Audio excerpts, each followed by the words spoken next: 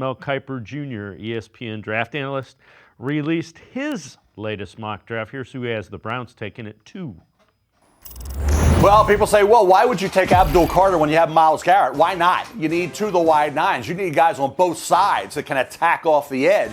Myles Garrett, hey, if he's doubled, Abdul Carter is going to wreak havoc, and quarterbacks are going to be in trouble when they play the Cleveland Browns. So you can say, well, take Travis Hunter, at corner, wide receiver, but passing on Carter, who is right there with Hunter as 1 and 1A on the top of the board, and you're Cleveland, and you got all these quarterbacks you got to deal with, you can say, well, I got to get a quarterback to match that. How about a pass rusher with Garrett to get after these quarterbacks? Remember when Houston, they had Carr, right? And they took Mario Williams. They didn't take Reggie Bush because they had to deal with Peyton Manning. So teams have always felt like, okay, it's one thing to have the quarterback, but we got to get after these quarterbacks. Abdul Carter is undeniably a great player. You can't argue that point.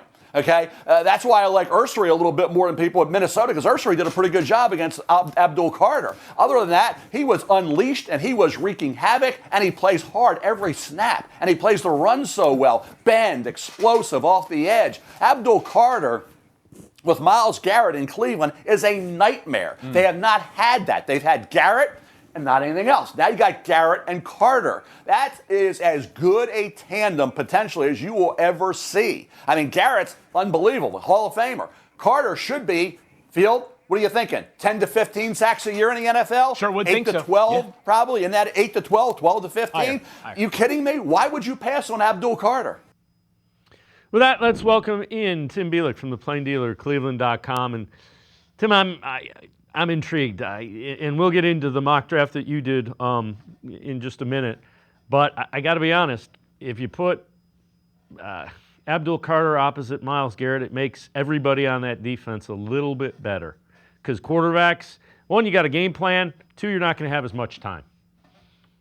Yeah, I mean, I understand the appeal of Abdul Carter. I mean, it's not personally the route I would take, but my thought process when I evaluate guys is I always try to understand why you would be interested in him. With Abdul Carter, I think Mel Kiper's got a great point. I mean, he's the best pass rusher in this draft, bar none. He was outstanding in the playoff, particularly against Notre Dame. So, I mean, you put Myles Garrett and Abdul Carter on the same defensive line. I mean, it's really a pick your poison, because how are you going to double team Myles Garrett and consistently leave Abdul Carter one-on-one?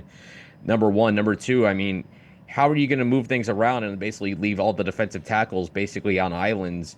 And as soon as one of them beats a one-on-one, it's game over from there. And number 3, you're not just going to, the other way around all that is just go 3 steps and throw the football, and you're not going to have success doing that consistently in the NFL either, just because you can't live that way on those short passes. So I understand the appeal of that, but I think we all can understand that the defense was not the problem for the Browns last year. I talk about on my mock, my latest first-round mock that went up Friday morning, that this offense was historically bad. And I know there's 7 rounds in a draft, but as good as Abdul Carter is, that doesn't fix your biggest problem, which was you could not score the football in 2024. You could barely move the football in 2024.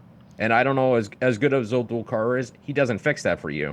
Yeah, that is absolutely fair. And my thought process is, in the NFL, you win with elite units. Abdul Carter has the ability to make that an elite unit, but to your point, the Browns are in need of an injection of playmakers on the offensive side of the ball.